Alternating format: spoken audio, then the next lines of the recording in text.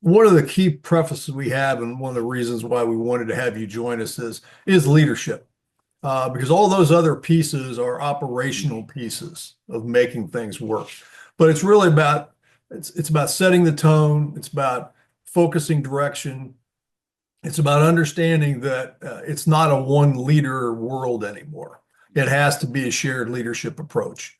And your messages about inclusive leadership and bringing together the team and the strength of the focus of a group, clearly understanding what their job is, but also understanding each one of them has an important mission and that being accomplished really helps all these other things that we're going to be talking about happen.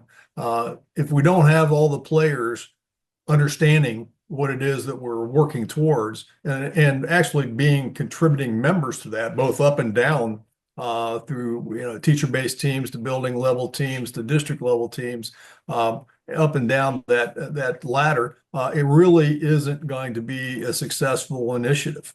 We, as we talked about, we go out and we film groups. We were down in Wilmington not long ago, and looking at the district level team. There's lots of teachers, there's lots of administrators, a board member. They're all sitting around a table talking about their three goals.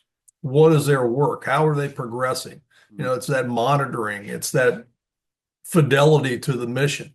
And whether we go to Wilmington or to Hamilton or to Clearview Local or Marlington or some of these other districts that we've been in, Port Clinton's going to be our district of the year this year. The work that they're all doing is having an impact on students and their achievement and their preparedness for the future. And that's really what it's all about. And, I think your messages about leadership will be crucial to how we cultivate that. Okay.